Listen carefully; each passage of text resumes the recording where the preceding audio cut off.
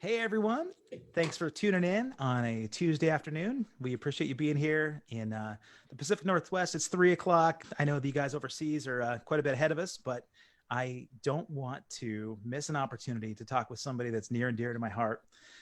This gentleman and I have shared a lot more than just on stage antics. We've got some experience in the rough and tumble world of entertainment business in all aspects. He's been around for long enough that you probably remember roller skating to his songs back when you were teenagers, and a bunch of you guys might have actually gotten engaged or maybe consummated your first relationship to some of his tunes. Somebody that is just close to my heart, ladies and gentlemen, Mike Skill. Well, Kevin, how you doing there, brother? I'm My so next good. door neighbor down the road. That's right, man. How fortunate, that we can actually be within the same, almost the same zip code. Oh yeah, Yeah. You down the river. I think at this point during the year, like us, you guys were you were going to be out on a bunch of shows with the Romantics. Is that right? That's right. Yep. We had yeah, we were filled up. We were filled up a little bit there, and those had to be postponed or canceled. Right. We still have some stuff. I don't know if California is going to be open or not, but at the Greek Theater, where I think you were doing that show, right? That's right. Yeah, right around Labor Day weekend again. We're going to be back. Yeah. I talked off camera that to me, that's one of my bucket list gigs. Yeah, I know. It may be that September might open up a little bit, but California sounds like it's. Here's what I do know. I mentioned this on Facebook. Here's what I absolutely know about the future. And yes. It was a blank post because there's nothing that I know, right? It's yeah, right. You could speculate. Just today. Yeah, that's if there's ever a time to look at the things that are outside our control, right? If you look at the things you have in your control and the wisdom to know the difference, right? Right now, 99% of everything that's going on is completely out of touch with us. And I've mentioned this in podcasts past that 1% of the things in our life are sort of in manageable control. And so if you can just focus on those things, which is what you're doing right now, then it makes things a little less stressful. Yeah, people are struggling right now in a lot of ways. And I think having entertainment was really important to them. And that's what you and I do, man. We're on stage, we're entertaining, and it's as selfish for us because we kind of need that stuff too. Right. So I feel like, well, music is good for your mental health. COVID is not, and that's so good for everyone's mental health. Amen. Outside of getting sick, people getting hot-headed and aggressive driving, and all kinds of things. And we're the relief of that. We're the escape valve. Our music and our entertainment, and and when that's not around, people, yeah, what happens? There's no release valve, so they got to take it out in other places. One thing I noticed watching you on stage, especially, your whole band, but as you know, man, I'm I got a man crush on your drummer, Brad Elvis, right? Oh, Brad, yeah. But there's a lot of energy, a lot of positive stuff that goes on where there's camaraderie on stage, and then that feeds, right? So the crowd kind of gives that stuff back to you. Yeah. And when we don't have that, we're trying to find other ways. For me, it's a selfish thing that I get to have a conversation with you where we can catch up a little bit, sort of in person. I feel like we're 6 feet apart, right? Yep. But I do miss watching you on stage, man, because you've got, you can tell that all your pent up energy that you have from the rest of the world comes right out on stage with that red suit, Well, I was watching the MC yesterday. I was checking out MC5 at Tarter Field in 1971 or 2 or something yesterday. And I was there. I mean, I've actually found myself in the crowd. My hair looks like my son Mick's hair, and I'm really super skinny.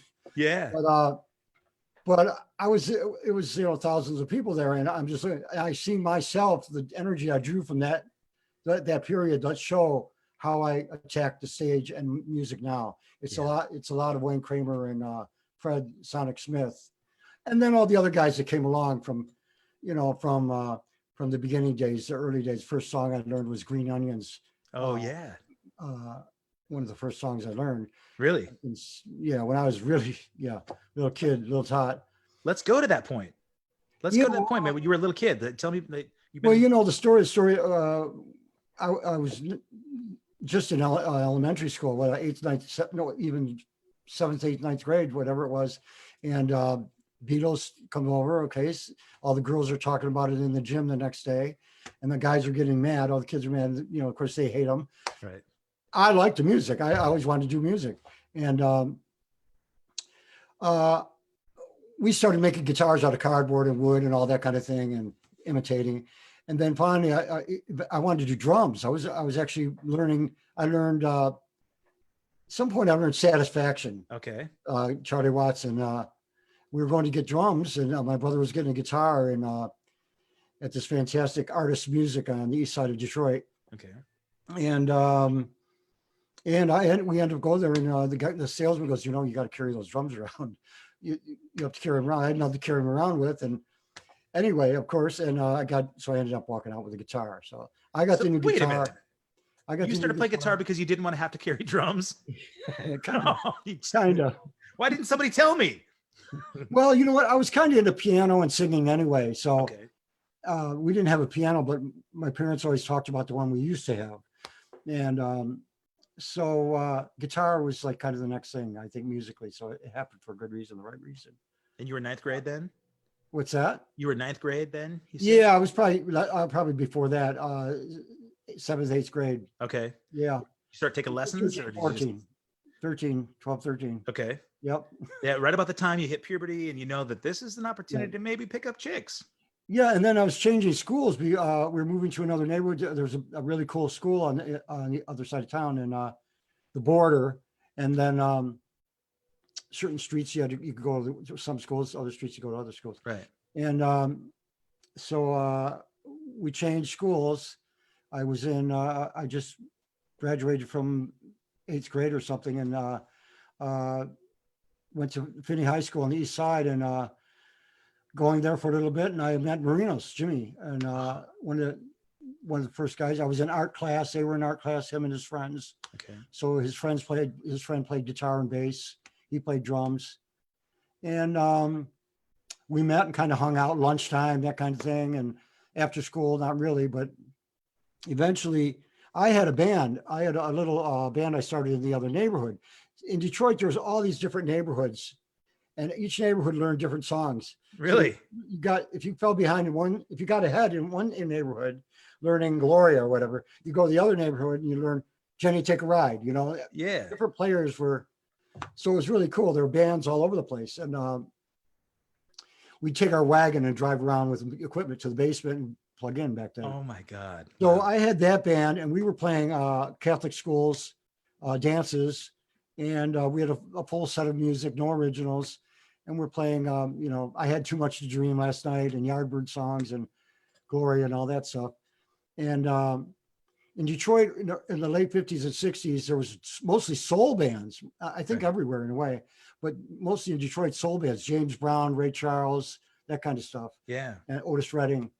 So there was really great soul bands. They were smoking, singing, and everything. White Cats doing rock and soul. The origination. And you see that in the Motown. Sonics. The Sonics were kind of like that. Okay. Yeah. I think the Kingsmen came off that way. Out here, they're from Portland area. Yep. Washington and Portland. So anyway, eventually I was playing shows, and Jimmy asked me to play this show with him, to come do the show. And I didn't know if I wanted to do it, but they had equipment and everything, and I had a bass. I just went over and I played bass on this thing. And it was a Catholic school. It was really cool. Father Bryson, I think it was, and it's Notre Dame, and they had dances there. And they'd have like Bob Seger would play there when he was probably 20.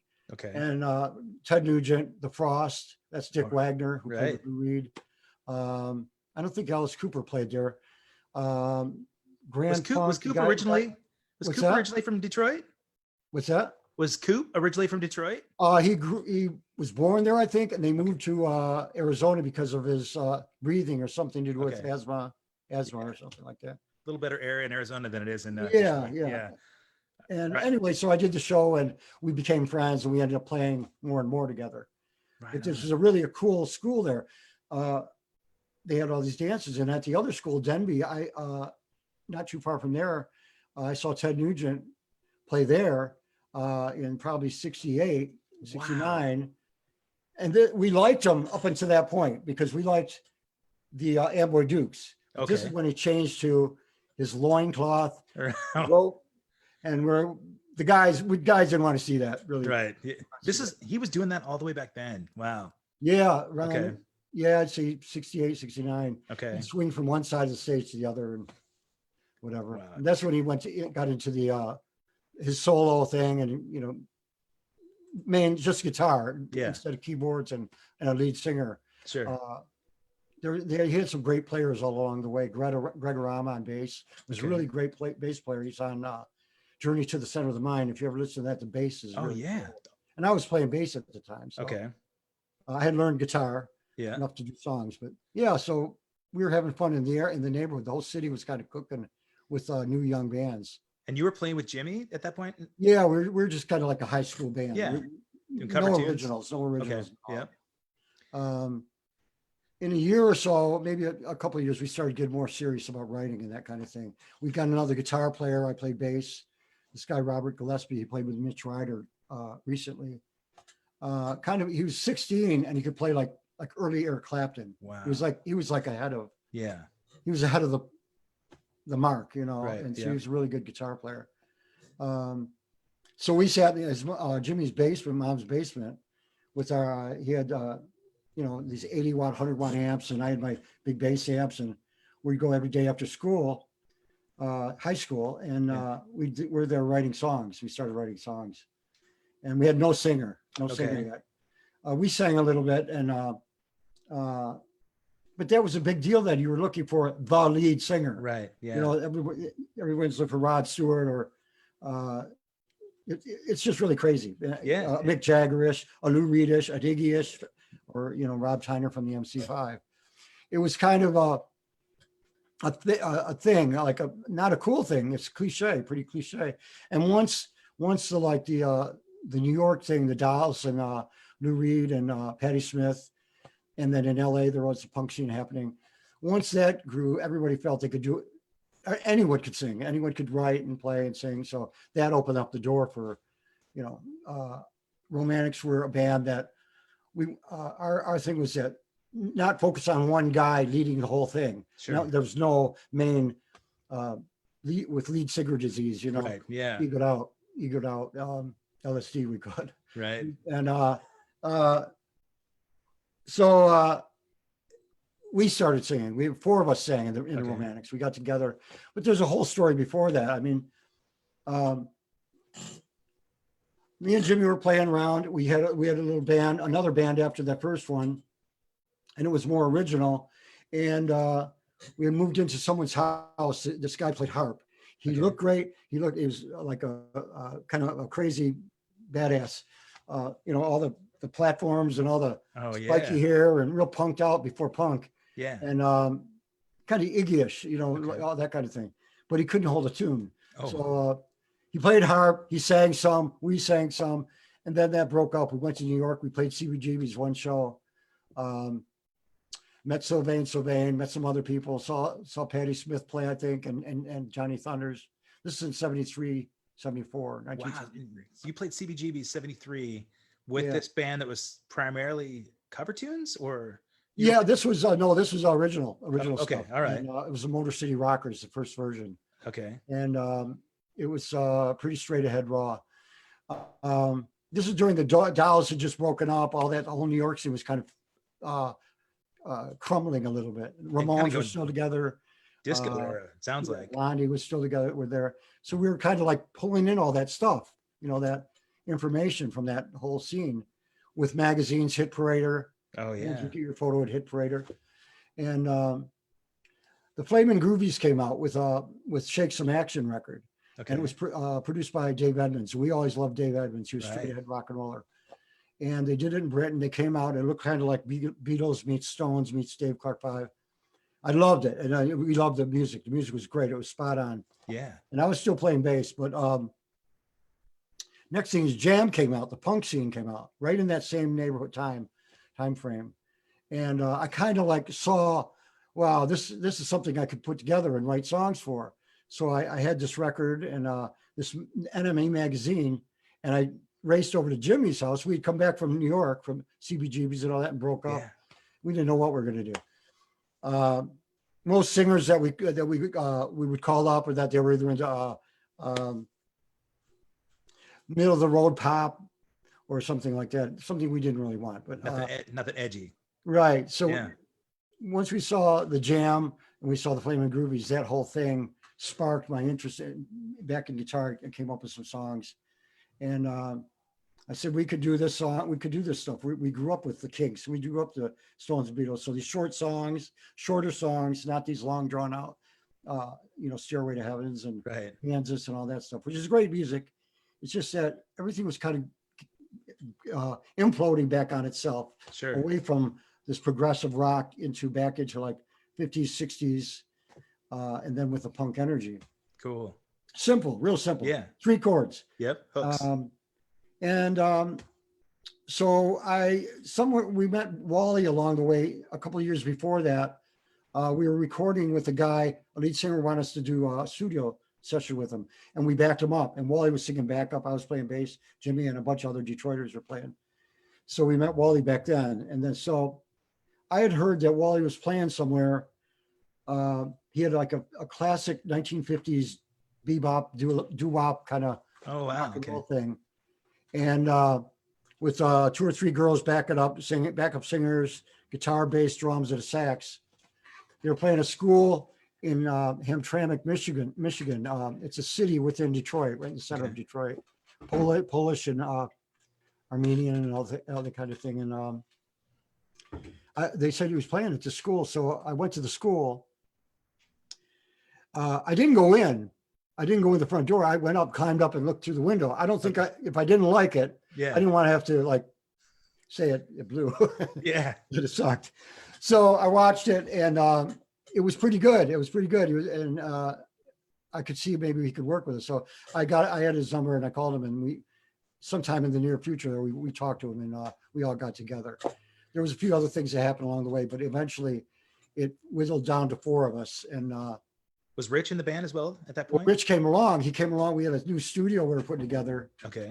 Everybody had most bands that were working anyway, had a little storefront on the east side of Detroit. Old buildings that were like in the 50s and 60s were hairdressing salons or little machine shops, small machine shops, or TV shops or something like that. TV repair. They used to repair TVs back then. But we got one. The electricity wasn't working right or something. And Rich came over to look at the electricity. The electric there. It was a hum or something going on. I forget what. And he came along with Wally. So that's how that all came together. Interesting. Right. So we were looking for a guitar player still, because I was going to play bass. Oh, okay. But I could still write, So I brought in his tape, and no guitar players wanted to play Chuck Berry. No one wanted to play straight ahead George Harrison style, Chuck Berry, Eddie Cochran. That's simple, straight ahead music, rock and roll. And I knew I could do it. So I said, hey man, I fell into it. So, and it was a while, because I'd played guitar in a band for a while. So it was like reorganizing my mind around it. So to be up front and really projecting that whole image. Yeah. But it happened, it worked. And we learned took those 4 songs on the cassette. Wally put some words to it. I put some words to it. Jimmy put some words to it. And probably 2 or 3 of them maybe 2 of them got onto an album later on. But really? Yeah. Tell me you still have that cassette. You have it anywhere? I think Tell It to Carry might have been on one of those tapes or something. And When I Look in Your Eyes later on. But this is all really early stuff, like when we first got together. Do you still have that cassette? I have some of those, but not that particular one. Yeah. Yeah. All right. That's cool, man. For the archives. Yeah. What's that? I said for the archives and for I got a lot of that. Rock and Roll Hall of Fame, man. Make sure Cleveland knows about these cassettes, right? So, yeah. So there's a lot of little things that happen, and little doorways that open, things that open, and things that just happen. And it was never in my mind that I wouldn't do it. You knew early on you wanted to pursue this thing as a career. You want to be a rock star. Let me ask you this, man. One thing that people don't often talk about, you said other word, doorways open. There were some circuitous paths that kind of got you there.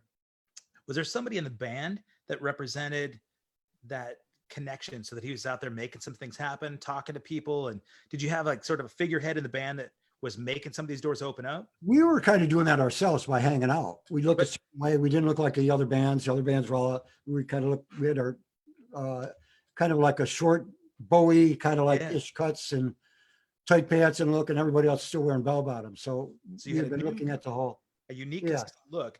But who's making the phone calls to book you for the next shows, or who's like trying to negotiate? Well, okay. So we had this other guy that played guitar. He was going to college at Wayne State University. Bobby East, he's a really good guitar player. He played with us for a while before Romantics. And he had met these two guys at school. And they became they worked at a Big Boys, a burger joint. Yeah. For some reason, Marinos, with his mind, convinced them that they could be managers. Oh, okay. And we allowed them to come over and watch us rehearse, and they were making phone calls. So they started making phone calls for Romantics. Okay. And they could remember names and numbers, which something we couldn't do. We're the music guys, right? Yeah. Right? And we weren't business guys. We weren't that kind of thing. So we left it in their hands to really build things up. They started booking the shows, and we call up, we find out what clubs were in Philadelphia, the Hot Club. We are up in Toronto was David's. Right. They had original music on Sunday night. Okay. Detroit, certain clubs in Detroit would have original music on maybe a weekend, or maybe a show on the weekend. They'd have a cover band doing Deep Purple and all that stuff, and we'd come in and play a set, like a raw set, and tear up their bass drum pedal, and their pedals would get broken. Just jamming, just going nuts on stage. And and this is the early formation of the Romantics. What's that? This is early formation of the Romantics. You guys. Yeah, this is the first stuff. Okay. So we get into these little clubs. The Red Grape was one of them. A bar. It was like a bar, little bar, not bigger than, it holds 100 people maybe. So you play all these little clubs, and then you find out where the clubs are in Boston. The Rat in Boston, we call the Rat up. Our managers call the Rat up. We go play the Rat Cellar. Wow. It's torn down now. It's I can't do it. It's a big hotel. Sure. Like most places, right? Right behind it is Comiskey Park. Oh, I mean, wow. No, Red Sox. Fenway. Fenway, yeah, Fenway. Yeah, Park. okay. All right. So, and behind that and in between is the old Boston Tea Party. Wow. Like the Yardbirds played. Right on. Okay. And all that. So that whole area is really cool. Kenmore Square. Down the road is the Paradise. We played there with the Cars before our first album came out. So this is like mid 70s? What's that? Is this mid 70s right now? This would be 78, 79. Okay, right on. Awesome. We weren't signed yet. And then we were going into New York, always going into New York, play the clubs. We play Gildersleeves was one of them. The Club Hurrahs. Later on, we got Peppermint Lounge. Peppermint Lounge was the Danceteria. And the Rock Cats were playing, and we played in Cleveland, and Stray Cats were playing the next week. So it's like all these young new bands we were all just scrambling for these clubs, playing all the clubs up and down. You could go from Boston all the way down to North Carolina. There'd be clubs, or go Route 40 all the way up into from Philadelphia, lower New Jersey up into the Catskills in New York. Okay. It's the road all the big bands played. They'd go up the Route 40, I think, 41 or 40, and they play all these colleges, and you just follow that whole thing. And that same thing was, true at that time too. Did you pair up with any of those bands where you could actually like almost have like a double bill per se, So yeah. Well, we were with the Ramones. We did a month, I think it was, with the Ramones just when the first album came out. Wow. And that was really cool because they were still pushing to get, they weren't, that big then. They were just like they were with the punk scene, but no one knew about them. I mean, they were just coming up. Were they as crazy then in the early formation? Totally serious about the stage show, the music, everything. They'd show up in their van. Yeah. We had a van for a long time, extended van. They never got a bus. They never got ever. That's probably what broke them up mostly. Yeah, they're stuck together in close proximity. They would ride with a couple girlfriends and the band in the bus and a driver. So that'll break it up too. Yeah. So forever. And all they drink is, all they eat is like fast food from the stops, chips and whatever. You have any crazy stories? Like us, we did the same thing. But then we had a bus and we're playing, and they come rollicking in their van, and through the woods, the forest. Dee Dee'd go after driving through a herd of wild mosquitoes. 1, 2, 3, 4. You're right. Oh yeah. God, that's fun. His introduction on we're driving up the mountains in the south, in Kentucky and Tennessee with Ramones. Wow. Do you have any like videos of your band at that point, the early days? Not too many. There's not too many people running around with cameras like that. Yeah, like right now during the pandemic, right? People are kind of going through their archives and they're finding old recordings, demo tapes, and videos, and it's been fun to see people share that kind of stuff. Yeah. And it's not for marketing purposes. You can look back, because it kind of helps this reflection piece, right? Where you look back in the 70s and you think about these formative times where Mike Scale was learning how to become a rock star, right? And like, would you have thought then, right, that this many years later, you're still hopping on stage with thousands of people watching. Yeah. You're still getting flown all over the world. It's hard to imagine. I would guess, right? But yeah. And you don't think about it. I don't know about you, but it's kind of just all happens. It kind of just like it starts happening. It's blossoming. It's like a whole thing. And people say, when did you feel like you made it? And I never thought that way. I always thought I was where I was. Yeah. And it was just supposed to happen. I mean, It was going to happen. Yeah. Now bands they'll be together 6 months and they're done. But yeah. But the idea of the sort of Three Musketeers vibe is really not so much there anymore. But no. I a lot of people that know about the Romantics kind of got wind of them from the MTV era, the early days of the MTV era, and they got to see the pop sensibility that you guys had. Right. But a lot of people don't realize that the formative years were from that era, right? MC5 and like when all these punk bands were coming up, because when you see you live, you've got that rock edge, man. It's it's an edgy band. Imagine that in the club, the energy of that in the club. I mean, and we were at the time, everyone was spitting in England, and these little clubs are spitting and throwing beer at you. Yeah. So you had to know how to move around to get away from it. Oh my God.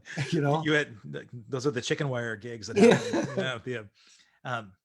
Okay. Well, I took us ahead a little bit. I'm super ADD, so I apologize for that. But so we're back late 80s. You guys, you've been doing this club scene for a long time, and you said this is before you got signed. So what was the big moment where somebody came along with that cigar and the record deal and said, "Hey, Romantics"? Well, a number of things happened. I mean, we did demo tapes in Detroit, which they're around somewhere. I do have some of the cassettes. Really? Actually, when you said that, it'd be really cool just to play a few songs of the cassettes. Yeah. Of early days rehearsals and stuff. You bet. But online. But we were talking with Capitol at the time, Capitol Records at the time, with reps out of Detroit. Each city back then, each city had their record label reps. Right. Portland had it. Detroit had it. Every major city had a rep.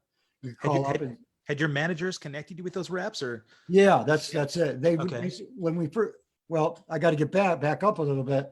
In '77, once we had that first month as the four of us, and I had given that tape, and we started working on songs. That 6 weeks there, 4 months and 6 weeks, we had formed a set list. We had a really good set list, and it was getting real tight. And about a month or so later, that Robert, guitar player, Gillespie, our old friend, he came over and said, I'm playing guitar with the MC5, the new version of the MC5. Wow. Rob Tyner, I think Dennis Thompson, Robert, and a couple other guys. And they were going to play this club in Detroit called the My Fair Lady. And Robert came over. Now you got to remember, we're like a pop group playing through little Fenders, where all the bands are playing through Marshalls, and are playing, I don't know, all the heavy rock and roll of the day, which I grew up on. But that's not what we were writing. We're writing straight hard rock, like Eddie Cochran, raw, pop, Kinks raw. And when Robert came over and saw us play, I'm sure he thought we were a lightweight pop band, lightweight pop. It didn't really. So he didn't see the whole thing, but he was doing the MC5 thing, and they were still like they were from 71 or 72. They had that kind of look, bell bottoms, long hair. So all the record people, record radio people, and news people were coming to the show for the MC5, and we got up there and we had our set of songs, and we had a rehearsal. We were tight, but we needed something to go on stage to look like, right? So we were trying to get something together. I didn't know what we were thinking, but me and Marinos went to a Salvation Army, and in the window, I mean, I shit you not, there was 4 suits, and they were orange iridescent suits, like Motown. Wow. Kinda, yeah. And we went in, and there was like 20 of them, because it was from something, I don't know what it was, some kind of arrangement, whatever it was at the time. So we pulled the smallest ones out because they were all big, and we had them redone and styled, and we wore those, and went on stage, kicked ass, and we got asked back to play the next week with Mink DeVille 2 weeks later, and everybody was calling us. Everybody's calling up. All the record people, radio people, news people were calling up to find out what we're doing next. Wow. And you had the image thing dialed. You had rehearsed and gotten your stuff polished. Yep. You had a little bit of representation, and then having the sort of launch pad of having MC5 be on, Yep. you were on the bill with them too. And so all those sort of those stars aligned. And I mean, we could have said, no, we don't want to play yet. Yeah. But it's so easy to go, nah, we don't want to do that. We don't want to open, but yeah, I guess we were just anxious and ready to go. You bet. It's the way it is. We're, biting at the bit. So you start getting phone calls because of that. Well, yeah, our managers got a few doors would start opening of booking agencies around Detroit, and a girl, Gail Pereno, out of well, she's in New York now. I think she was with Brass Ring Bamboo Productions out of Detroit, and they booked all the shows. They called up. We played those 2 shows at this club, and then they called up. They called her, or they had a conversation with her, and she somehow it got around to, well, Silverdome is Pontiac Silverdome. Peter Wolf and Jay Giles are playing with Peter Frampton and Steve Miller. Oh, no way. And, our managers and her somehow got together and pulled it off, and we opened for that show.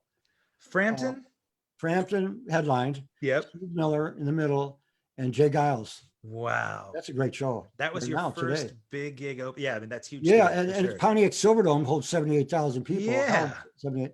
God, I mean, granted, we were on at 7 o'clock at night, right? Doesn't matter, man. That's so there were probably gig. 4 or 5, 6, 7,000 people, and people coming in. Yeah. But that's the biggest crowd we ever played for. So you bet, man. You must have felt like, man. So yeah, it was we've arrived, and we didn't get booed off. So yeah, it worked.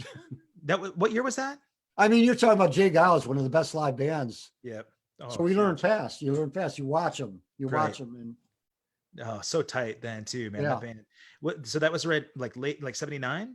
That's no, that's 77, 77. 77, 78. Oh my gosh. Wait a minute. That's 70. Yeah, 77, I think. Okay. I think. And so from that gig, I'm sure, I mean, you've got cred at this point, right? You're playing in front of that many. Yeah, we just started going out to Boston, New York, Philadelphia, Toronto, Chicago. We played Mothers in Chicago, all the little clubs in Chicago, and Ohio. We hit clubs in Ohio, and eventually we started opening. We get to the Agoras, the Agora ballrooms in the Midwest. There was 4 or 5 Agoras around Pittsburgh and Cleveland, the Cleveland Agora. There was still no label support yet. No, we were just running. That was 3.5 years before we got signed. Wow. So it was just, which is not bad, but no, I mean, it's a lot of still hustling around without having a record deal, right? Yeah. Had you put out a record at that point, like on a private? Well, the whole idea from when the band got together, we were going to put out a 45. Okay. And that's what our impetus was. Our whole thing was a 45 and take it from there. And we didn't have the 45 for the first show. It came out on the second show. So we had actually a 45 second show. And then Bomp, we really liked what Greg Shaw and Susie Shaw at Bomp were doing. They were putting out original music, the early Flaming Groovies, all the bands were on Bomp. Did you get any radio support at that point with the 45? In Detroit, they were playing us. Yeah, right on. Even on like homegrown stations and late night. And then we get in Boston, there was a guy called Oedipus, a DJ. He was a crazy kind of guy, but he played new music. And in Philadelphia, there was a few people. So all these outlets started playing, punk music on Sunday night. The punk scene had just happened in 75, 76. Okay. So that whole thing was just still growing. I mean, no one knew Elvis Costello wasn't even out yet, I don't think. He was just coming out. Okay. And so all these bands couldn't get played. We couldn't get played on the radio because the door was shut. Sure. Only classic, what's called classic now, classic rock now. The program directors wouldn't touch it. Sure. Ramones never got played. Elvis Costello wouldn't get played. Clash, forget it. They wouldn't get played at all. It was hard for us. We had to, you had to schmooze and no deal, no record deal. Al Judd is asking, what song was on that first 45? I think I Can't Tell You Anything. And it was either First in Line and Tell It to Carrie or I Can't Tell You Anything and Tell It to Carrie. Okay. I think. Right on. Yeah. If you remember Al is a tour manager, right? He worked with Wang Chung and he's been out with everybody, man. But we're going to be talking as well, because that guy's got some crazy stories about touring. But I think, these formative moments are really cool to find out about, because you think that 45, you're getting spun from local DJs there in Detroit. And every once in a while, you hear these stories about a program director at a radio station that wants to take a risk, right? That they're not having their hands tied behind the labels, and then actually say, you know what? Oh yeah. And so I bet you there's probably somebody, like you mentioned, Oedipus, right? And in New York, I think you said. And was there somebody local that you felt like this is the dude that actually broke Jim this? Jim Sauté in Detroit was W4. What's his name? The guy in New York that does the crazy show on WLAR. No, in New York. He had the leather. I can't think of it right now. The guy that's big in New York that does the interviews now. He's been doing the interview. And it's not Long Island, not WLIR. No, he was in Detroit for a long time. I can't think of it. No. Somebody will probably chime in with it, I'm sure. The Shock Jock in New York. Oh, Howard Stern. Howard Stern. Yeah, he was in Detroit. He was in Detroit. We ended up on his radio show. His weather girl was the leather weather lady. Okay. And so she happened to make leather garments, clothes for people. Yeah. She was making them for someone from Parliament Funkadelic, I think, or the band Parliament, George Clinton. Yeah. And we ended up getting leather. There's a whole history of the look, the vinyl and the leather. Yeah. We started out with our resale shop greaser, skinny tight pants and little ties. Then we got vinyl, black vinyl, red vinyl, polka dot vinyl. Oh my God. And we're playing the clubs, all over, all the places. Then we graduated up to leather. Oh and yeah. The leather weather lady was Irene DeCook on his show, Howard's show. So wow. I think we did an interview with him early on. But Jim Sauté was the first one to start playing our record late nights and on his show, on his weekend show. Then maybe a year later, from WLS, I think in Chicago, Sky Daniels moved to Detroit. And he was like a big, tall, geeky guy and into rock and roll. And he'd come see us play. He rode with us in a van on a couch. We had a couch in the back of the van to go to Ohio, Cleveland. He rode in the van with us to play the Agora or wherever it was. And, he came back and we're all partied out from driving there, playing, and then driving right back. We're all worn out. Yeah. But he ended up playing us on Detroit radio. So. God, that's great, man. That was a long time ago. But you paid a lot of dues though at that point, man. The late 70s, you guys were hustling for 3 years. Yeah, but back and forth to New York again and again and again and again, and finally, what happened was we had a friend of mine, two friends, Robert Matthew, a photographer. He was just kind of a fan coming around the scene, hanging around clubs and that, and his other friend, I'll have to remember his name. His other friend was more of a photographer, and then Robert started taking photos. He became friends with Cheap Trick. Okay. Cheap Trick played Royal Oak Theater in Detroit, and it was a big deal. They were like a new pop metal hard rock band. I met him probably around that time.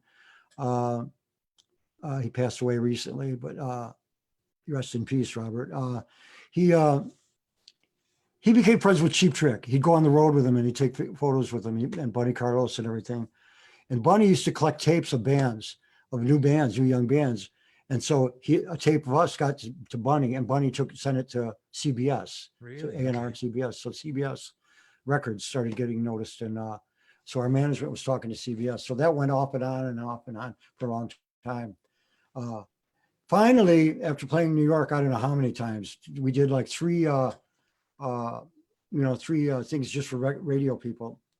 You go in, you turn way down, you don't play normally. You're kind of standing there because you turn down. You're not giving yourself like you normally do with your energy, your attitude. You're more worried. But 3 times we did those auditions, and we met Patrick Clifford from Emperor Records, which was owned by Nat Weiss. He was a head lawyer and friends with Brian Epstein. He helped out Northern, I think it was Northern Songs or Northern Music, who handled merchandise and their publishing or whatever it was. And he had started Emperor Records. And Patrick Clifford took our tapes to Nat, and Nat they were talking over a long time. I mean, it took a year, probably at least a year, and a few times in New York. And they were interested, and Emperor was distributed by, it's a custom independent label. It's Epic Portrait Associates, and then CBS, Columbia. So it's like down in the alley from CBS. Gotcha. Anyway, we liked it because we get the attention, and we still have a record out. We'd have he had Stanley Clark. He had I don't think he had Bonnie Raitt, but he managed Bonnie Raitt at the time, around that time, and he knew everyone in New York. He was like a New York icon, and he's was really a cool guy, good guy. So that was the formation of the record opportunity. Yeah, they really honest, really stayed ahead, really cared what we wanted. We got one of the best deals, 7 records. Wow. We owned a publishing, but really we didn't. Our managers owned our publishing. Oh yeah, so that's because they signed a record label. Our little record label. They changed the name over to their record label. They own the record label. And then we were signed to our record label. So the first sorted story. So we were kind of. I don't want to get into all that, but but that that for bands that are just signing a deal, right? I mean, people that aren't in the music industry might not realize, right, that the way that you've got residual money is that you own the publishing for your songs, that you've written the lyrics and melody, you work out some sort of arrangement, either, you'd be lucky if you get 50% nowadays. Right. Yeah. And even more now, right? I mean, touring royalties, you got to negotiate that. If you're represented by somebody, if a label's out there taking parts of your touring and your streaming and all that kind of stuff, it's, the pennies and the dollar that you're able to come away with.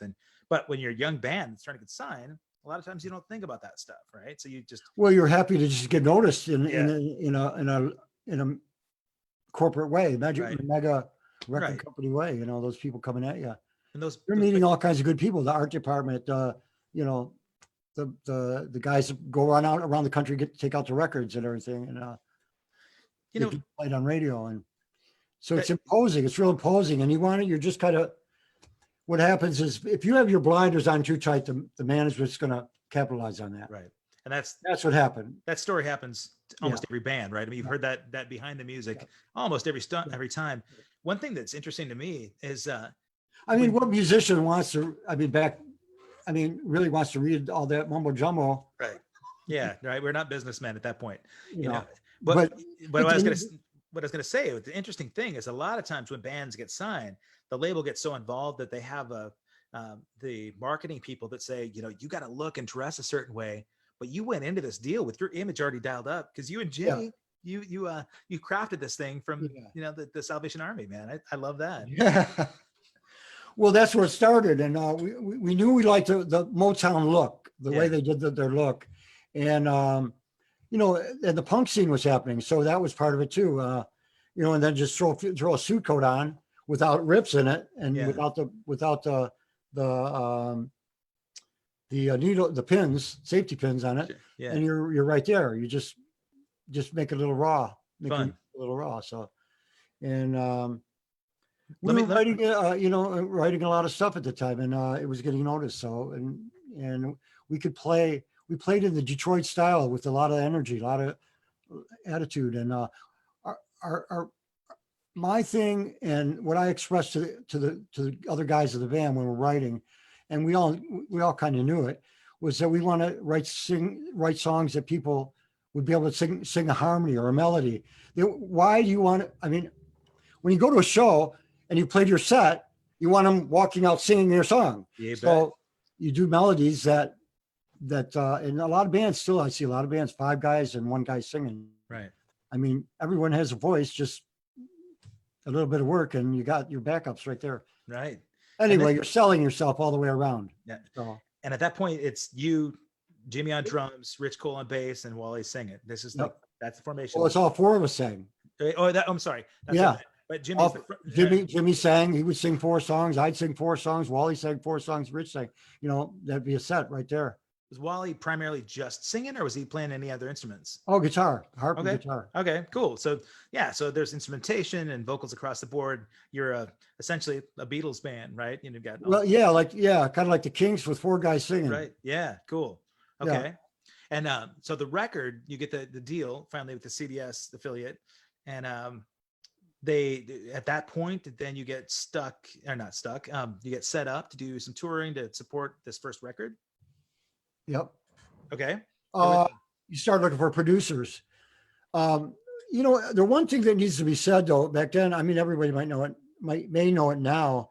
You couldn't record back then unless you had anywhere from $1,000 to $5,000 to go in the studio. Sure. You had to go in, you had to buy the tape, you had and book the time. This went up until, I don't know, 80s probably. But you couldn't, as a musician, you either had to go buy a TAC 4-track studio compact recorder, which was $2,000-$3,000 right there. You couldn't, unless you were a recording band, it was hard to get into a studio. It was really hard. These days, I mean, look at it. I mean, every opportunity, there's everybody and his brother out there. Right. Which is good. Well, yeah, it definitely, gives people an opportunity to share their voice. But at that point, were you just dependent on record label money in order to get in the studio to do that record? Well, management and shows, but management mostly would cover the cost of the studio. We went to the studio and recorded 16 songs in one day. That was our demo tape. Wow. And it still took us 2 years. And tell me what the first opportunity to lay down a legitimate record beyond the demos where you got songs recorded that were going to be distributed. Well, our first demo was, we did that one with 16 songs with Jim Braziz. He had recorded Bob Seger. Seger had done a record called Smokin' OPs. He did cover songs. Okay. So we went with that guy. We did that. The original 45 was Denny Dallas. He worked with the MC5 in the studio in the early days. After that, we were in a studio called Sound Suite on the east side of Detroit. Was with oh God, forgive me. Was Not Was. Oh yeah, Don Fagenson. Okay. Was working in the studio, and we did our demos for Bob at that studio. Wow.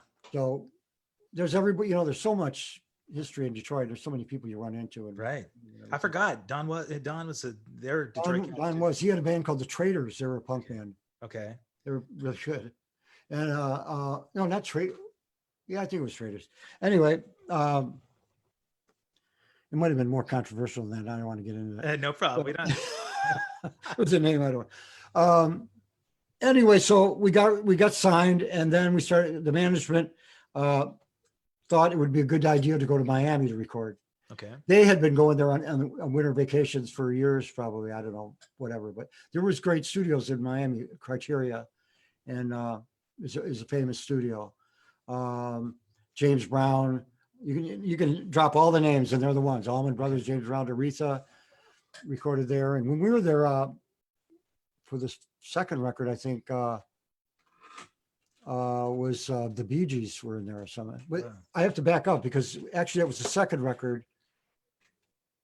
no, that was the fourth record. The first record, we were in a little studio because Criteria wasn't available. It was called Coconuts. Okay. And it was just set back on the road and palm trees all around it, and just a independent studio. And we looked for a producer that could take our, like, when you have choruses and when you have verses that are certain melodies and you want them to do certain things, it's good to have a producer that could help you transition with your melodies. Sure. Because we were pretty raw. Yeah. We wanted to make sure the stuff was right, you know, and but we didn't want to go over the top with too much over harmony, you know, too many harmonies, too pretty. We wanted to keep it raw. So we got Peter Solly. He was out of Australia. He came from England. He had worked with Procol Harum. He was in Procol Harum for a while, the later version. He worked with Terry Reid. I think he was with Soft Machine, the group Soft Machine for a while. All kinds of bands. A really great keyboard player, kind of a classic, a genius writer, you know, player. Yeah. And he was in Australia doing commercials and working with JoJo Zepp and maybe the Angels. I'm not sure, but that was a band that was like AC/DC, but they're really good. Okay. Big in Australia before him. And he came back and he came and heard us. We talked to him and he came to Detroit. We did pre-production for the record. We picked out 11 songs, 12 songs, and we sat in our little rehearsal studio on the east side of Detroit and went through our songs. You know, you tear them apart. Yeah. You turn way down and you find out who's playing everything right. Right. You know, the bass players you're playing too many notes there. The kick drum, simplify that. Yeah. My guitar part, you got to, you know, do this part different from this part, you know, and you don't like that at first. It's a shock. Yeah. You've been playing live. Right. And who are you to tell me how to play my parts, right? Well, yeah. And you could let them tell you some things, but not everything. Right. Because we were feisty Detroiters. But anyway, so it worked out. I mean, we had What I Like About You, but we didn't know there was no inkling of what it was. Okay. We did it in the club. People like it in the club. They dance to it. That song was written, I think it was 78, if I'm not mistaken, either late 77 or 78. And I was going to rehearsal at one of those funky studios. We weren't even we were just playing Detroit clubs at the time. And my mom dropped me off. I didn't have a car. My car broke down or something. So it's the only time I got to rehearsal on time. That's your mom driving you. You know me, I'm usually 10 minutes late. My mom dropped me off. It was in a lot. Winters in Detroit go till almost April, May. Right. Like it's just getting nice there now, but it's gray all winter, gray. Sure. And so I get there and I told Jimmy it was probably a nice day in April or May or something, but it was awful that night. And got there and Jimmy was there, and the studio is a real long studio. And so it's real dark and he had the light on way in the back and he's playing drums or something. Like he had spotlights just for his hair. Nice. We had other spotlights too, but it was cool. And I came in, I go, hey man, what's up? And the other two guys hadn't showed up yet. And I go, man, I got this idea. And I played this rhythm, you know, and it was just the 3 chords. Yeah, because I always loved, you know, like Gloria, Louie. Yeah, 3 chords in the truth, man. And I played him the chords. He goes, oh, that's good. His beats, his groove, I could write something really easy to. Sure. His 4 on the floor and all that. You understand. Yep. Even when you played it, we recorded some things. That's right. So it was it turned in What I Like About You. He started singing words, da da da da da da da, you know, playing. And then those other guys came over. We showed them the song, and we finished it in the next few days. I think it was that night, or you know, without any clue. I finished all the music, and came up with the middle part, and then Jimmy had lyrics, and I think he was singing different lyrics every night for the next 3 years, because he was singing it. The verse was on the other side, the flip side of the beat. Okay. It was on the other side of it somehow, because he was playing and singing. Yeah. Anyway, so we took that to the studio and for the album, and did the guys producing that say, "Oh man, listen, Mike, you guys have a hit here. This is no. It was just like we were just like every other song. Yeah, we're looking at When I Look in Your Eyes. We pushed that. Yeah. Tell It to Carry. We knew it was a good rocker, but yeah, and we had fun doing it. Did you notice when you were playing live that one stuck out to the fans anymore, or is it just? Oh, with that, they all want to dance, want to get up and. Because I mean, I wanted to pogo. you guys have a lot of songs that actually charted, but when somebody says, "Oh yeah, Romantics," most oftentimes that's the song that they first go to, right? That's the it's the Iran of A Flock of Seagulls, or right. I mean, it's the recognizable classic hit. But it's always fascinating to hear that a band would come up with that and not say, wow, that's our Stairway to Heaven, right? I mean, it's another song that spoke to you the way the other songs did. And it just happened to be that, it resonated with an international audience. I don't recall anyone going like, oh, that's a hit, but we knew that it had good energy. I mean, and all that, but no one, I mean, it came out if we did, I wonder if we would have put it out first, because we put out When I Look in Your Eyes, Tell It to Carry, and I think maybe First in Line, I'm not sure, and then What I Like About You. Yeah. And then that didn't go, it made it not much lower than 40, I think, or 70, I forget what it was, 75 or 76 on the charts. I'm not sure. I don't think it made the top 40.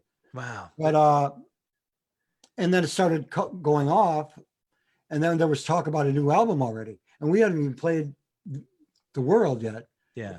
And that was a big mistake on management's part. But I bet you there are a handful you could write a book on just the mistakes that management makes, not just your band, almost every band. Well, I think we were heading to Europe. I think we're going to head to Europe, and then Australia got in the picture somehow, and we went to Australia instead. Wow. Before we went to Australia, we were at I don't know if it was before we left, or it had to be before we left.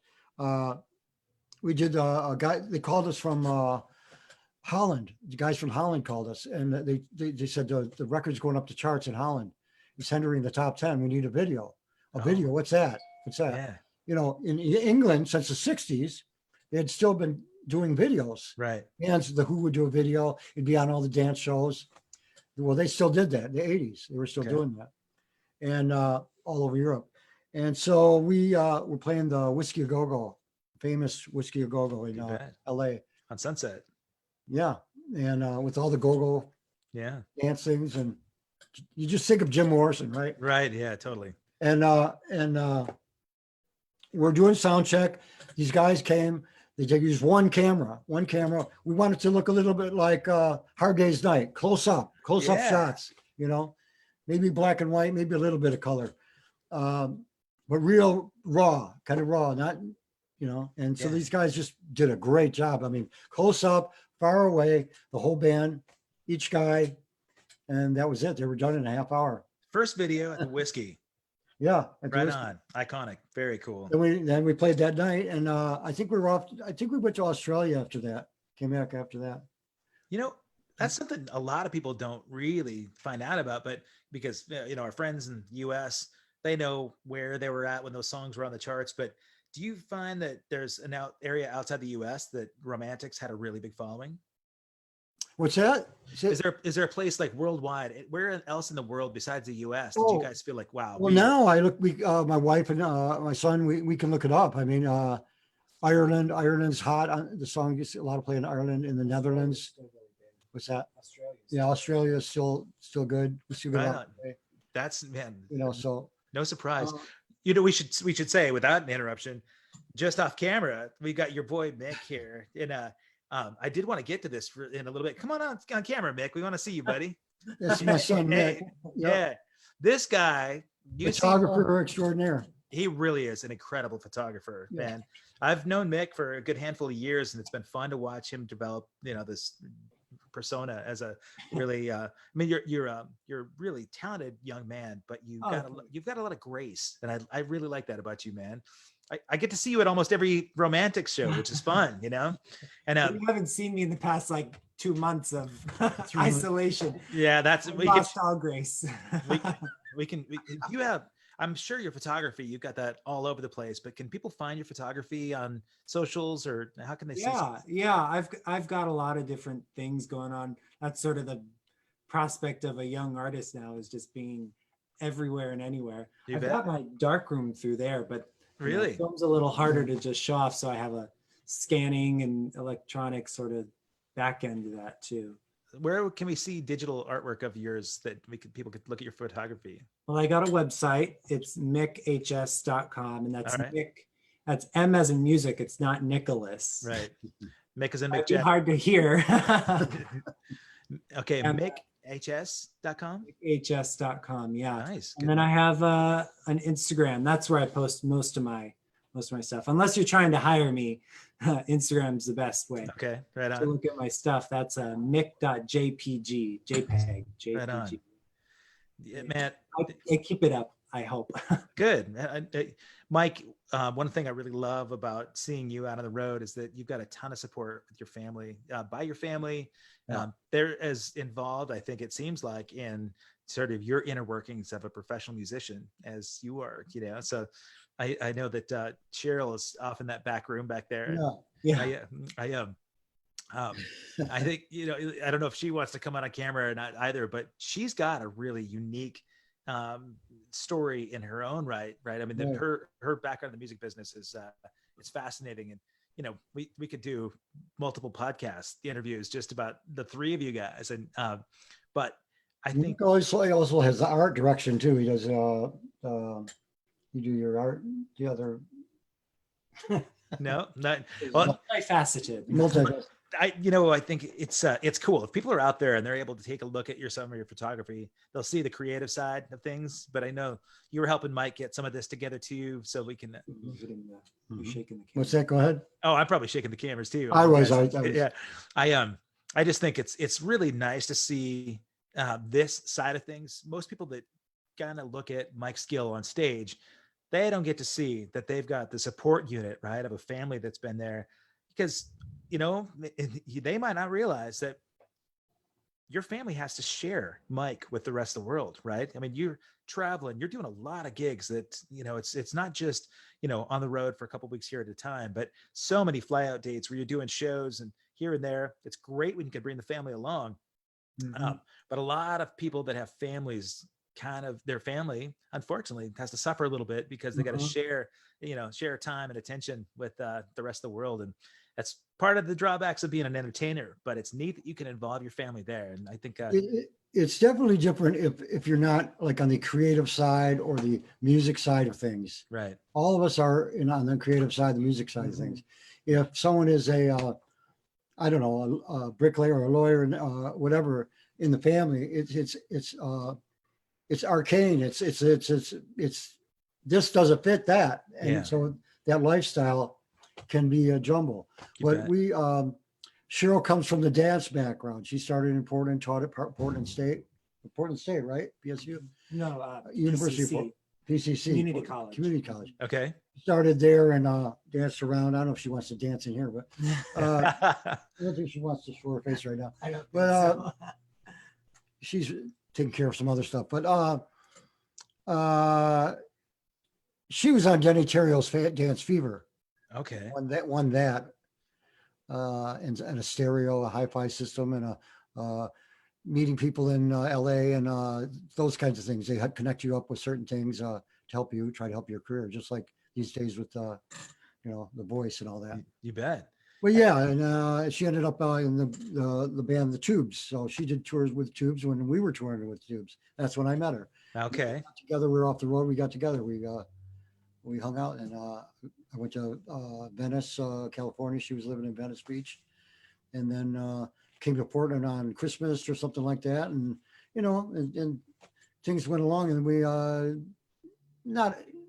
became an item, but got together, been together for that long now, for quite a while now.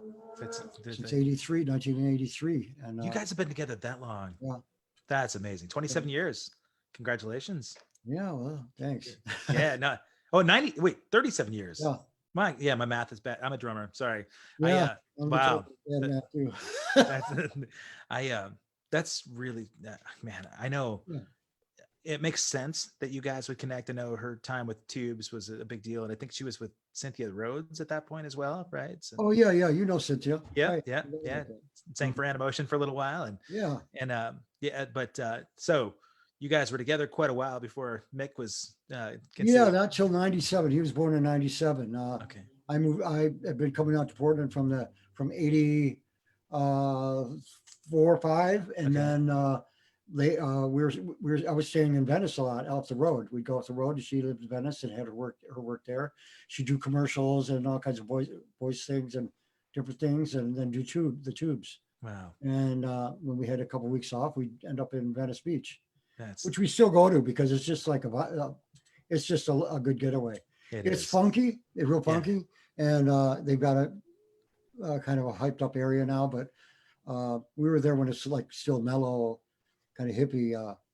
It still has that too, though. It's probably the best place on the planet to go people watch, I think, you know? Yeah. And you know what, that's like becomes our little home base, and then we go everywhere else from there. At Venice, we'll go up above, or we'll go down to Balboa, or we'll go up above, or Manhattan Beach, up to Santa Barbara, whenever we used to do that. This is, that brings me to a really cool question. I think oftentimes I ask musicians, where your iconic or your favorite gig was, but from Mick's point of view, because he's gone to a lot of these shows now over the last handful of years. Yeah. Mick, do you have a spot that you think, you know what, that was my favorite music related trip that we took? Gosh, I've been traveling with them, I think since I was 2 years old. I think that was when I know I took a plane ride when I was 2 to see family, but probably around the same time. So I've been to a lot. And I think recently, in terms of historic value, playing the Greek Theater was really cool. Yeah. That was really incredible. Where else did we play that was really good? I want you to only bring up shows that I was at. No. I know, yeah. Actually, I don't know.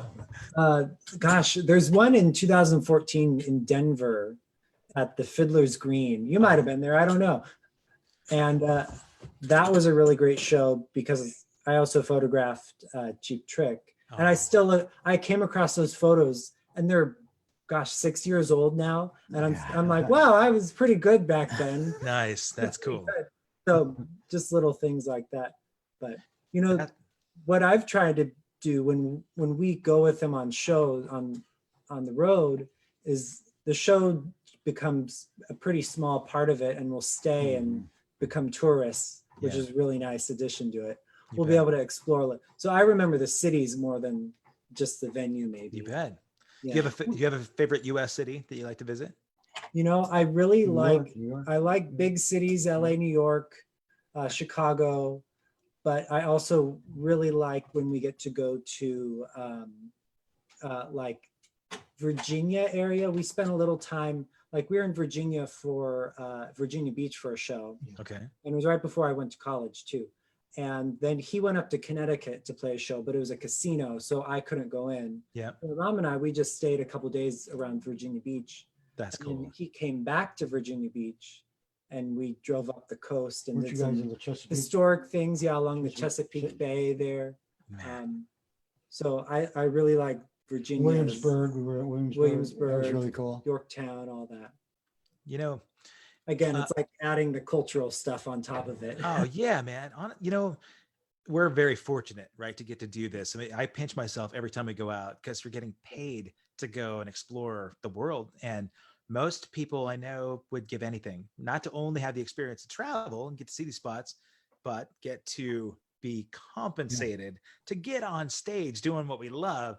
And then you got the trifecta, right? Because you get to share the experience with your family. And I will say, without mentioning any names, there are a handful of musicians, rock stars out there that have brought their kids on the road with them, that it's unfortunate that you see some of those kids that have grown up entitled, and there's the last place they should be is backstage with these bands, man. And I'm tolerant and, you know, accepting from pretty much anybody, but when you see this person, they maybe have your craft services. You're not getting to eat because this punk ass kid just took your food, or they're, you know, they're annoying and obnoxious, but you've instilled a lot of, I think, consideration.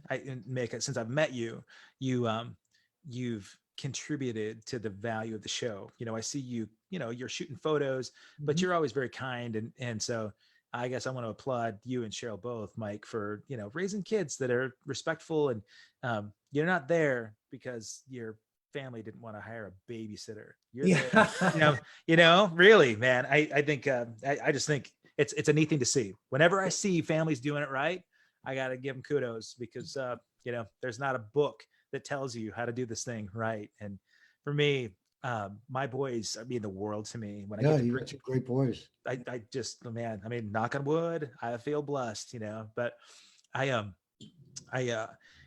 feel really bad because I didn't want to get into that too much, but it's important for people to see that there is a real strong family unit behind Mike's skill.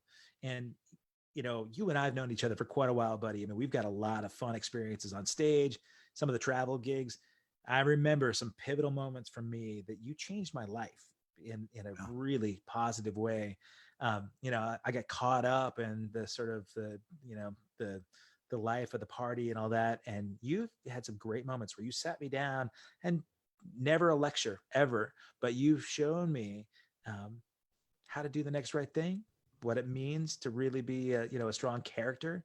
And I think it matters to me. So I'm telling you this publicly to say that I can see that you've instilled those same kind of characteristics with your family. And I consider you family, man. I really do. I'm blessed that you came into my life, you know. I'm going to jump ahead a little bit in your story then to kind of get to that, because you moved to Portland, you and Cheryl developed a new future and life here. And when you and I first got to meet, you had a little bit of a break from Romantics gigs, enough time to sit down and write some of your own music.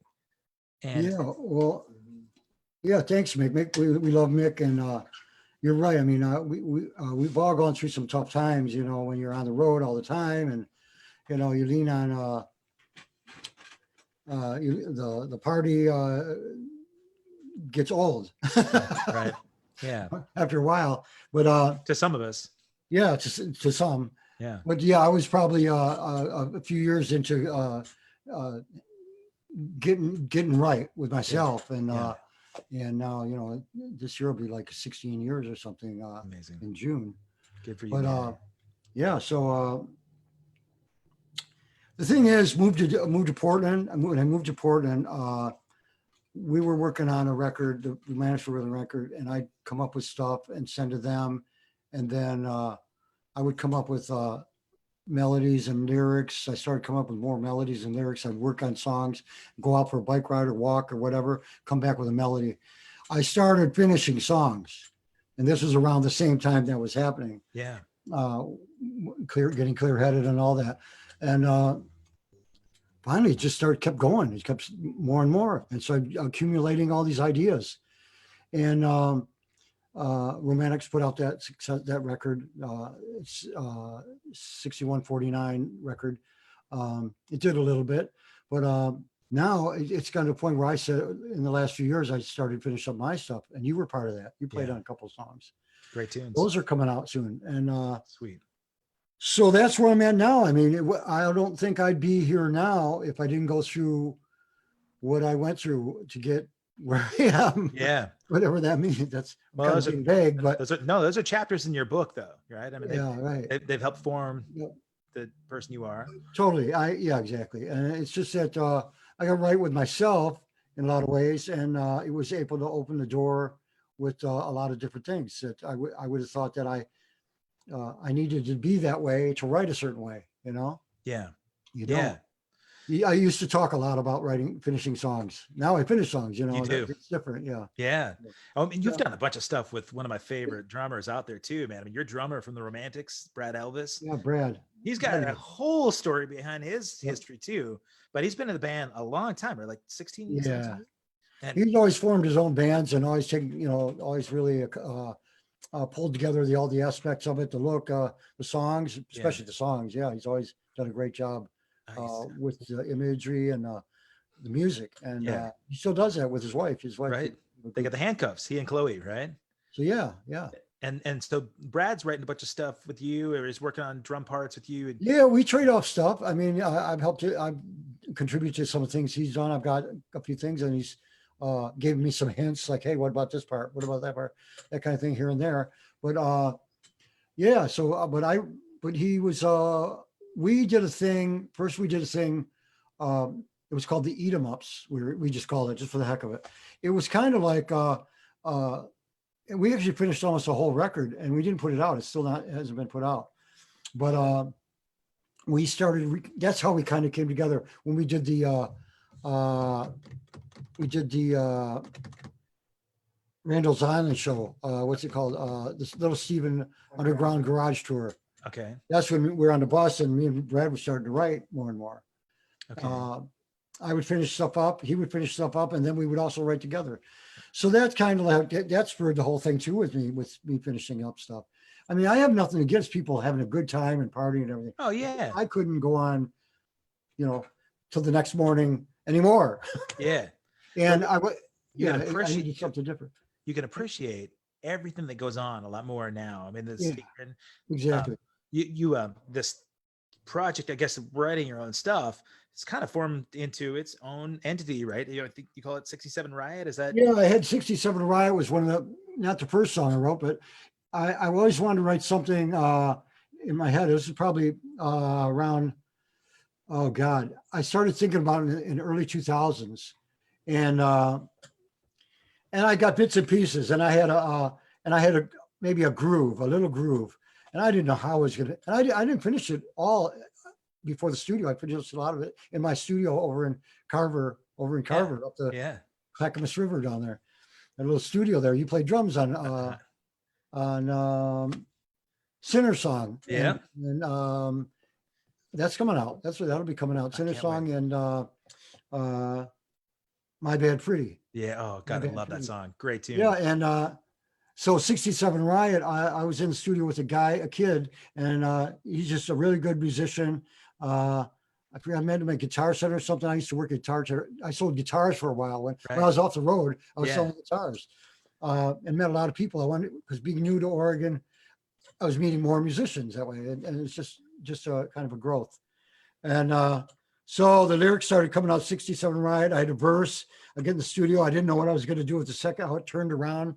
Made the second verse. I didn't know how I was going to do, how it was going to build, and where it was going to go. And the studio, I use it. Some musicians use the studio as the writing tool too, because of the energy in a studio, and I do that. Sometimes it's not to be all written in your room or at your house. It's in different environments. A hotel room. You go to a coffee shop. You sit there. There's just an energy there. You come up with lyrics. You come up with ideas. Or I'll have titles. I have a list of titles. Yeah. My phone has pages of titles and lyrics. So. And song and music, so and so some of that's how that came about. It was Okay. just kind of random in the beginning, and I knew the title was going to be 67 Riot, but I put it together and it worked, and put it out, and it got a bit of play. We talked to some people about putting it to a few movies that were coming out, and they were responsive, but they decided to go with like period music, like Motown music. Instead, which is fine. And then I got Wayne Kramer on it. Wayne Kramer played on it, and I haven't released that yet. And that's coming up. So that's coming up real soon. Really? You have a release date on that stuff with MC with Wayne? We're thinking in the next few months. I think Record Store Days has been moved back to August. Right. So that's going to be like a little teaser we're going to put out. I think we do a vinyl 45 or something like that with it. Wow. Maybe do 1,000 copies or something. It's got Wayne Kramer. Record Store Days. A really good song. It turned out really good. And you're going to involve Terry Courier in the Record Store Days? You're going to involve Terry Courier and Music Millennium as part of it? I've talked to him about, we've talked, maybe play up there or something, but yeah. And then I was, Wayne had MC50, and I played that show at the Roseland.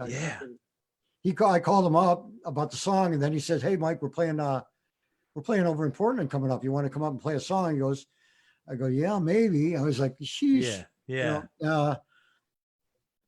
And he says, when he says pick a song or two from these two albums back in the USA. I mean, that's one of those goosebump things when you got someone you're idolized and they're telling you pick two of those songs. Yeah, man. To play on and sing. It was really cool. So we did Sister Ann. That's so cool. Yeah. I bet there's some YouTube video of that, huh? Yeah, there's some video on it. Okay. It was really a lot of fun. I'll share. So after I sent him that song, after that show, he goes, "Mike, send more songs." So I've been sending him a few things. I just sent him a new one. Really? I got another song, another original. So you've got Wayne as a collaborator on getting this thing together. Yeah, Wayne's good. He's a great player. He's a great soul. He's a really intelligent, smart guy, and wish him well and everything. It's a really good guy. His wife too. Good partner to have on this journey, man. Yeah. You talked about goosebump moments. Yeah. I want to tell you, I'm going to give you one from the one that I had with you.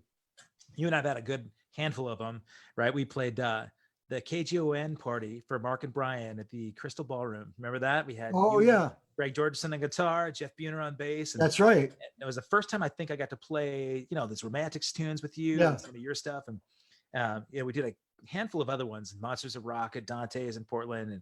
And but for me, greatest goosebump moment. I was with Mike May down at the Dominican Republic. Steve Robinson had his 80s in the Sand festival for the whole weekend or the whole week. And I remember there was one night where the party was going nuts, right? I mean, it's an all-inclusive resort where people are, getting crazy. And I don't smoke, not anything, but I've probably smoked 4 or 5 cigars in my life. They've kind of been it like just sort of special moments in my life. And it was a Dominican cigar that somebody gave me. So Mike May and I went down with you and Cheryl and Rich. Oh yeah. We went down to the beach. The beach was completely deserted. Yeah. And there was a cloud in the sky. We were in the middle of the night, probably midnight. Yeah. And we were sitting back on these lawn chairs, watching the stars. I remember smoking a cigar, watching shooting stars with you guys. And my pal Mike, who was a radio DJ back in the day here, and he's a big fan of you personally and also the band. He just looks over at me and he gives me this look like, can you believe we're here right now? And if you can embrace those moments, right, where it's such a special time. And if we're partying, I wouldn't even remember that stuff, right? But I'll never forget it. It was just like 4 or 5 of us out there on the beach enjoying this place in the middle of paradise. And I think there are a handful of times that are not related to the stage, but related to somehow we were brought together universally that, I never want to take them for granted. And I feel like there's, some sort of universal reason, man, that you came into my life because, like I said, you've changed my life for the better. I think I'm grateful for the opportunity that you and I get to play music together, that we've recorded together, but more importantly, inside your gut, your heart, man, it means a lot to me. And I'm trying to keep that the focus of these conversations, just really special people. And I think what I'd love to do maybe is everybody knows Romantics. Once we get out of this pandemic, you guys are going to be out on the road again. You're going to be releasing new music and sharing that music. But I really want people to find out, how do they get a hold of some Mike Skill music? How do we find out where to find your tunes? Well, I just released a few songs, but we're getting another push on some of them. And Not My Business is coming out. It's been out in the last few weeks and it's taken off. What is Spotify and what's all the outlets on that, Nick? iTunes, Spotify, Apple Music, Amazon, Google. All right. If you didn't hear that, Apple, iTunes, Spotify, Google, you said Apple Music, they can stream it. That's under your name, Mike Skill? Mike Skill, and it's Not My Business. Yeah. Okay, right on. Great song, and it's getting a lot of good notice, and I'm about to do an interview coming up. Maybe you'll take part in it, I'm not sure, but in English, starting playing it now. A couple of different radio shows have picked it up.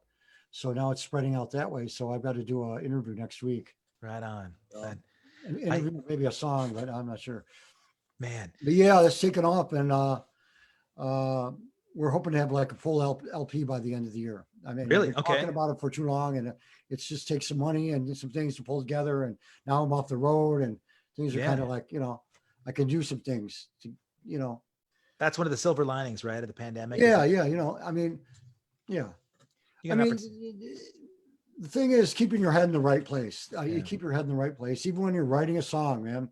You can't dive in. You can't dive in and make all these waves and expect to get a song out of it. It's gotta, the best songs are the ones that come right away and just kind of come to you, and you're open enough to pull that stuff out of the air.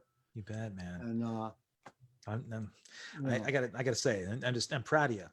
You've weathered a lot of storms, my friend. Yeah, I mean, and it's been I don't know what it is. I don't know what it is. Just like going through out of the band, in the band, lawsuits, 2 lawsuits that numbered over let's see, 10 years for one and 5 years for the other, and then keeping your head on right. I mean, things can go haywire easy. I mean, you can just give up, or that was never in my thinking. That's never been in my thinking. I mean, romantics are still together. We all do different things. Yeah. Brad does something, I do something.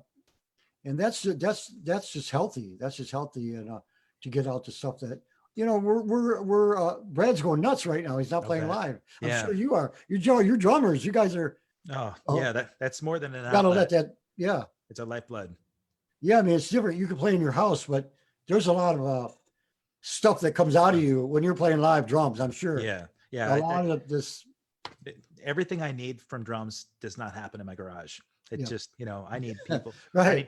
I need people, but I mean, hopefully you and I can. Brad was growing a beard. Yeah, I was too. I shaved it yesterday, as a matter of fact. But I was a mustache, and he looked like Sonny Bono. He kind of looks like Sonny Bono anyway. He kind of looks like Sonny Bono anyway. But he's a handsome chap. Well, I tell you what, my friend, if people that don't already have access to your socials, they can find you through Mike Skill. You've got a Facebook. Facebook, profile. Mike Skill. Yep. And Instagram, Twitter. I've got 67 Riot on Facebook. Okay. That's I've got to get back on that and do some more creative stuff. I want it to be more of an art thing. So it's like music, art, everything. So. Well, I tell you what. Building it. What I'm doing when I make these interviews, the conversations, as you know, I try to keep them candid and fun. I've been archiving them all on my website just to keep the interviews there. But I'd love to be able to put your socials up there. Certainly want to get mix information too, because he's a really talented cat and want to promote that. So anybody out there that's hearing this and wants to get access to more of this information, I'll have it up on my website, kevinrankin.com. I'll have that up tonight. And then if you want to track Mike down, follow him on Facebook and Instagram and Twitter. And if I can just say one thing, buddy, I'm blessed to have you in my life. I love your family. And I really appreciate you taking the time to catch up here while we can. Well, yeah, we got it. We're an inspiration to each other because we got things that are worthwhile keeping. Yeah. Absolutely. Human beings. So, anyway, I really appreciate you asking me to come on a little bit and just and throw some ideas and thoughts at you. But it's just something we just keep doing, isn't it? It's just something it's in us. We got to do. So you got it, my friend. I appreciate it. I thank you very much. Got to get you in the studio again sometime. I can't wait, man. I can't wait. Hug your family for me. And like I said, I'll get this all up on kevinrankin.com later. So we'll get your socials. Mick, it's great to see you, buddy. Good to see you too. Yeah, and hug your mom for me, will you, Mick? I will. Oh, there she is. Hi, Cheryl.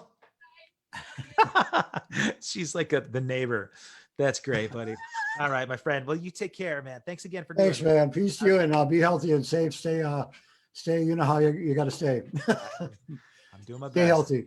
You got it. You too, my friend. Man. I'll talk to you. All right. I'll talk to you later. Okay. Sounds great. Bye, man. See ya.